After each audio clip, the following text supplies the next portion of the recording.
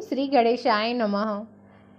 मेरे इस वीडियो में आपको सुनने के लिए मिलेगा गणेश पुराण में गणेश भगवान की कथा, जो है गणेश पुराण अध्याय 2 की कथा।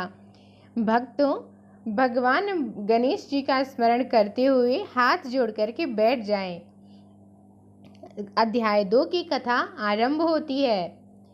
सूत जी सौनक जी से बोले, हे सौनक, भगवान गणेश के इतने चरित्र हैं कि उनका सबका कथन इस जिह्वा से संभव नहीं है, क्योंकि प्रभु अनंत, प्रभु चरित अनंता वाली बात समस्त विद्वान ऋषि मुनि कहते हैं। फिर भी गणेश जी प्रथम पूजा के अधिकारी होने के कारण समस्त देव चरित्रों में जुड़े हुए हैं, इसलिए उनका प्रभाव भी सर्वाधिक व्यापक है।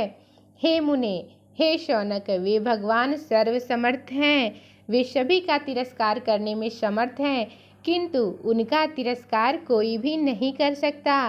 यह त्रैलोक्य उन्हीं भगवान के संकेतों पर चलता है, उन्हीं पर आश्रित है।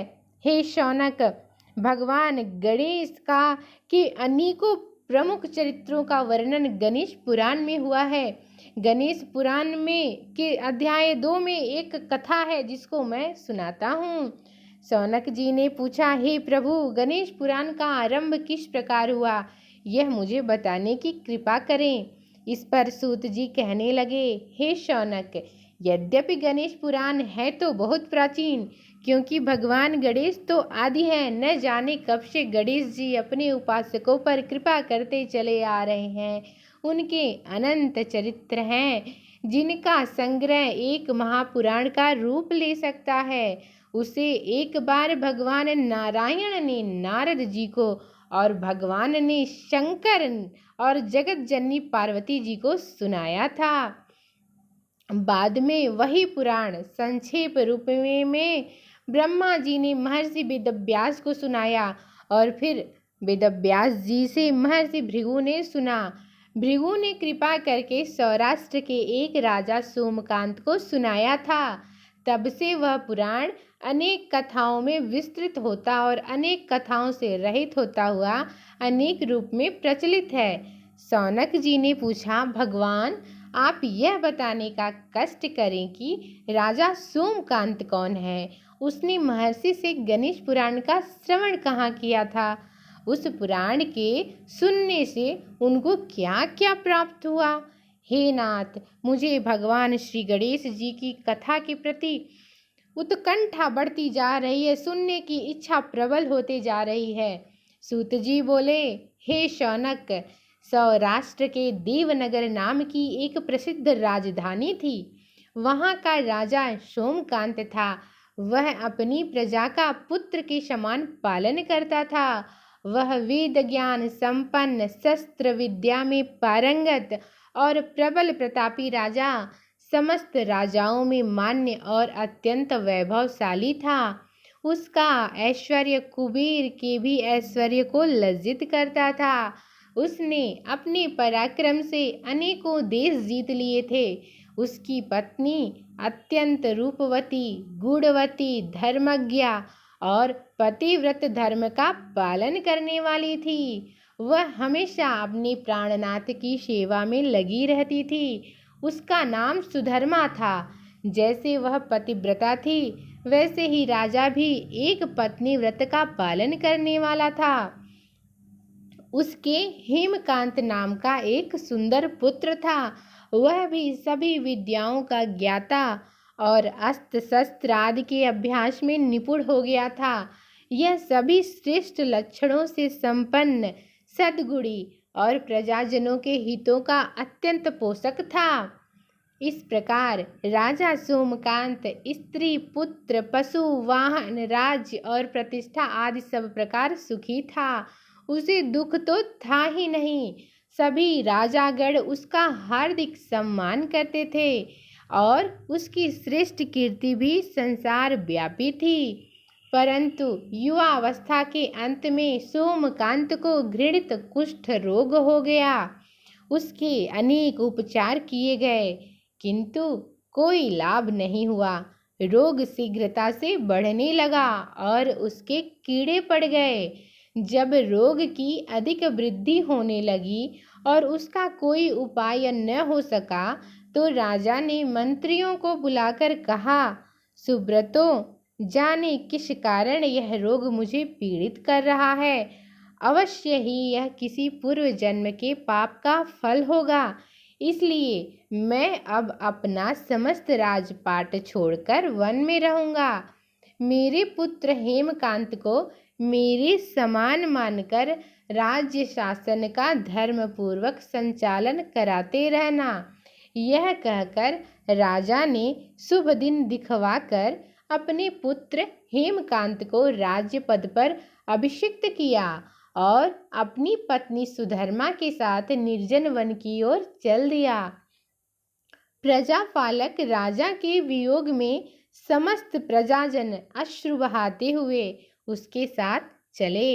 राज्य की सीमा पर पहुंचकर राजा ने अपने पुत्र अमात्यगण और प्रजाजनों को समझाया, आप सब लोग धर्म के जानने वाले, श्रेष्ठ आचरण में तत्पर और सहृदय हैं। यह संसार तो वैसे भी परिवर्तनशील है।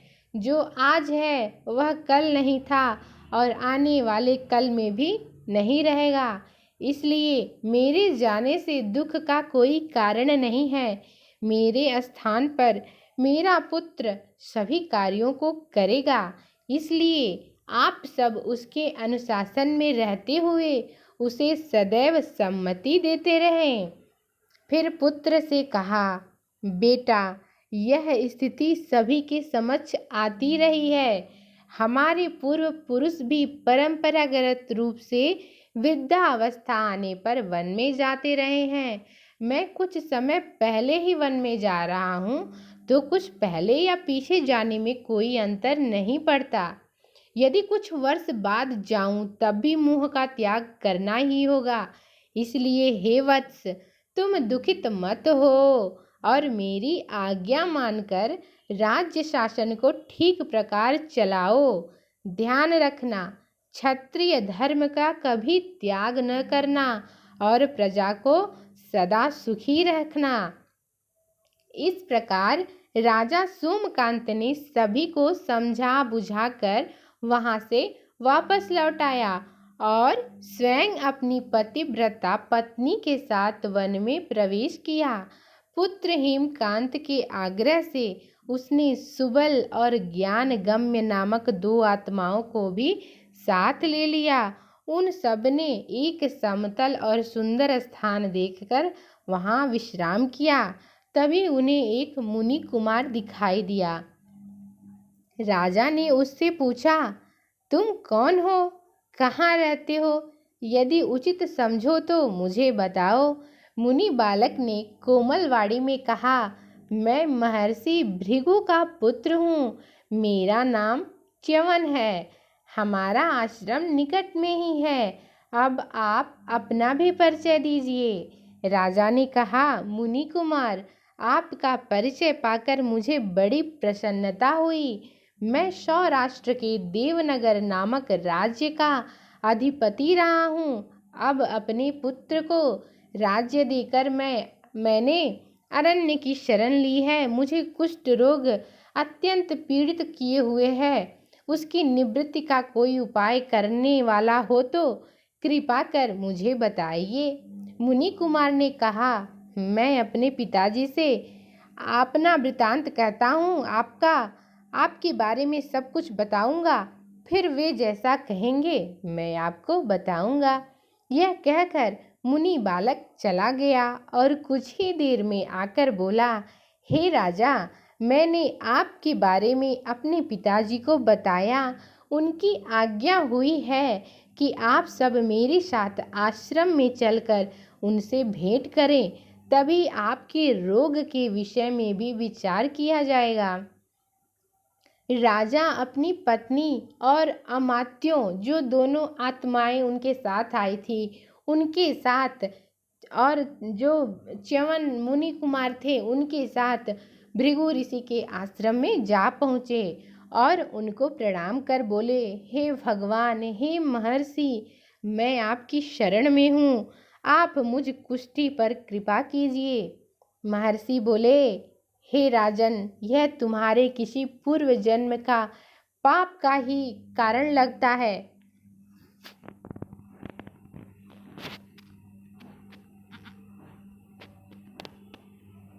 महर्षि भृगु राजा से बोले, हे राजन, इसका उपाय मैं विचार करके बताऊंगा। आज तो आप सभी स्नान करके रात्रि तक यहीं पर विश्राम करिए। महर्षि की आज्ञा के अनुसार सबने स्नान भोजन आदि के उपरांत रात्रि व्यतीत किया और सुबह में स्नान आदि नित्य कर्मों को करके महर्षि की सेवा में उपस्थित हुए। महर्षि भृगु ने कहा, हे राजन, मैंने तुम्हारे पूर्व जन्म का वृतांत जान लिया है और यह भी पता कर लिया है कि किस पाप के फल से तुम्हें इस घृणित रोग की प्राप्ति हुई है। यदि तुम चाहो तो उसे मैं सुना दूं। राजा ने हाथ जोड़कर निवेदन किया कि हे महर्षि, बड़ी कृपा होगी आपकी। हे मुनिनाथ, मैं उसे सुनने के लिए ही व्याकुल हूँ। महर्षि ने कहा, हे राजन, तुम पूर्व जन्म में एक धनवान वैश्य के लाडले पुत्र थे। वह वैश्य विंध्याचल के निकट कौलहार नामक गांव में निवास करता था। उसकी पत्नी का नाम सुलोचना था। तुम उसी वैश्य दंपति के पुत्र थे। तुम्हारा नाम कामद था। तुम्हारा लालन पालन बड़े लाड़ चाव से हुआ। उन्होंने तुम्हारा विवाह एक अत्यंत सुंदरी वैश्य कन्या से कर दिया था, जिसका नाम कुटुम्बिनी था।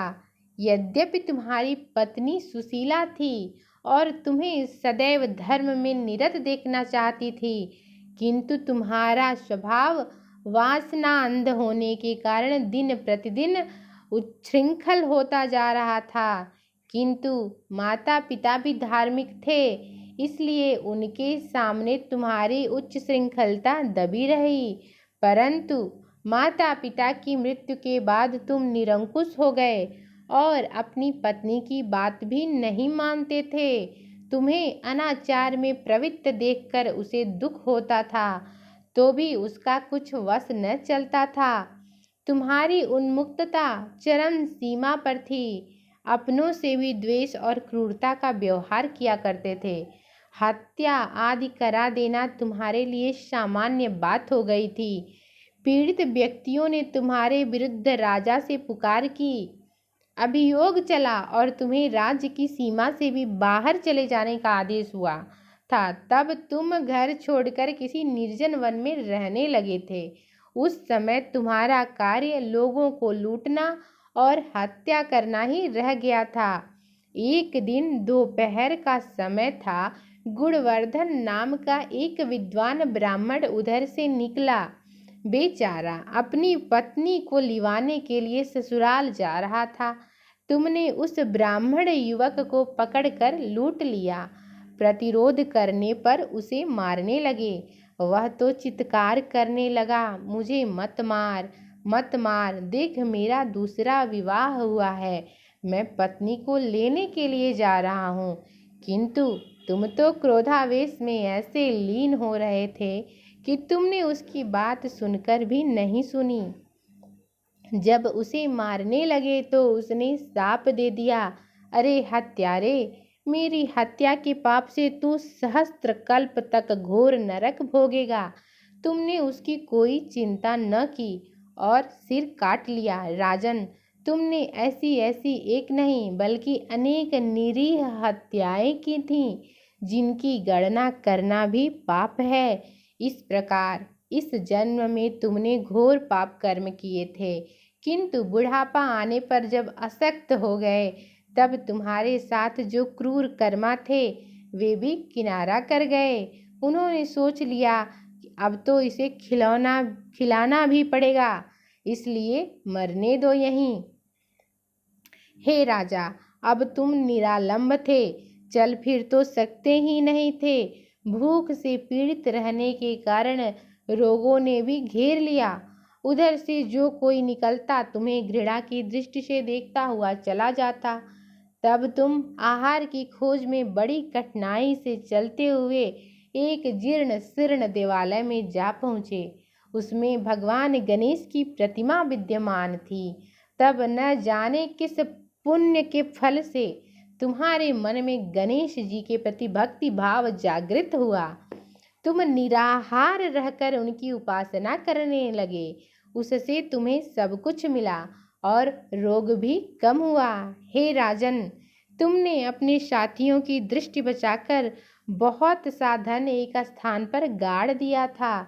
अब तुमने उस धन को उस देवालय के जीर्णोद्धार में लगाने का निश्चय किया। शिल्पी बुलाकर उस मंदिर को सुंदर और भव्य बनवा दिया। इस कारण कुख्याति सुख्याति में बदल गई। यानी कि जो तुम अपने बुरे हुए कर्मों से जाने जाते थे, अब वो बुरे कर्म तुम्हारे सद्कर्म में बदलने लगे। फिर यथा समय तुम्हारी मृत्यु हुई। यमदूतों ने पकड़कर तुम्हें यमराज के समक्ष उपस्थित किया। यमराज तुमसे बोले,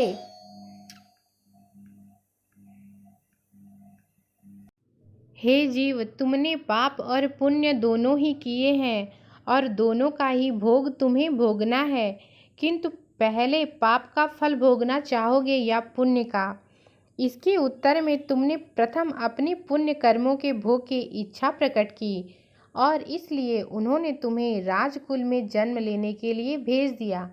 पूर्व जन्म में तुमने भगवान गणेश का सुंदर और एक भव्य मंदिर बनवाया था, इसलिए तुम्हें सुंदर देह की प्राप्ति हुई है। यह कहकर महर्षि भृगु कुछ रुके, क्योंकि उन्होंने देखा कि राजा को इस वृतांत पर शंका हो रही है। तभी महर्षि के शरीर में असंख्य विकराल पक्षी उत्पन्न होकर राजा की ओर झपटे।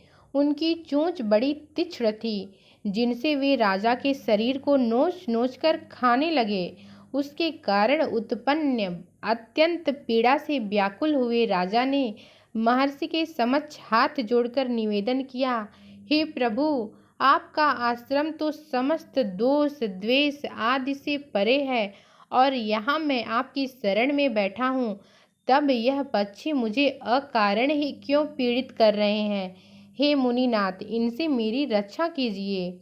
महर्षि ने राजा के वचन सुनकर सांत्वना देते हुए कहा, हे राजा, तुमने मेरे वचनों में शंका की थी और जो मुझे सत्यवादी के कथन में शंका करता है उसे खाने के लिए मेरे शरीर से इसी प्रकार पक्षी प्रकट हो जाते हैं, जो कि मेरे हुंकार करने पर भस्म हो जाया करते हैं।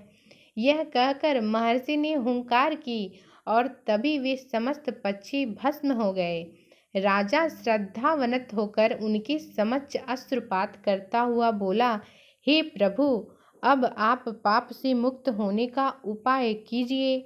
महर्षि ने कुछ विचार कर कहा, हे राजन, तुम पर भगवान गणेश की कृपा सहज रूप से है और वे ही प्रभु तुम्हारे पापों को भी दूर करने में समर्थ हैं।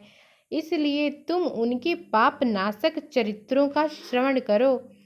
गणेश पुराण में उनके चरित्रों का भली प्रकार वर्णन हुआ है, अतएव तुम श्रद्धा भक्ति पूर्वक उसी को सुनने में चित्त लगाओ। राजा ने प्रार्थना की, हे महामुनि, मैंने गणेश पुराण का नाम भी आज तक नहीं सुना, तो उनके सुनने का सौभाग्य कैसे प्राप्त करूंगा? हे मुनिनाथ, आपसे अधिक ज्ञानी और प्रकांड विद्वान और कौन हो सकता है? आप ही मुझ पर कृपा कीजिए। महर्षि ने राजा की दीनता देखकर उसके शरीर पर अपने कमंडल का मंत्रपूत जल छिड़का। तभी राजा को एक छींक आई और नासिका से एक अत्यंत छोटा काले वर्ण का पुरुष बाहर निकल आया। देखते देखते वह बढ़ गया। उसके भयंकर रूप को देखकर राजा कुछ भयभीत हुआ, किंतु समस्त आश्रमवासी वहां से भाग गए। वह पुरुष महर्षि के समक्ष हाथ जोड़कर खड़ा हो गया। भृगु ने उसकी ओर देखा और कुछ उच्च स्वर में बोले, तू कौन है, क्या चाहता है? वह बोला, मैं साक्षात पाप हूँ, समस्त पापियों के शरीर में मेरा निवास है। आपके मंत्रपूत जल के स्पर्श से मुझे विवश होकर राजा के शरीर से बाहर निकलना पड़ा। अब मुझे बड़ी भूख लगी है, बताइए क्या खाऊं और कहाँ रहूं? महर्षि बोले, तुम उस आम के अवकाश स्थान में निवास करो और उसी वृक्ष के पत्ते खाकर जीवन का निर्वाह करो। यह सुनते ही वह पुरुष आम के वृक्ष के पास पहुंचा, किंतु उसके स्पर्श मात्र से वह वृक्ष जलकर भस्म हो गया। फिर जब पाप पुरुष को रहने के लिए कोई स्थान दिखाई न दिया तो वह भी अंतर्हित हो गया। इसी के साथ गणेश पुराण के अध्याय 2 की कथा समाप्त होती है। ओम श्री गणेशाय नमः। गणेश पुराण के तृतीय अध्याय की कथा आपको कल सुनने को मिलेगी।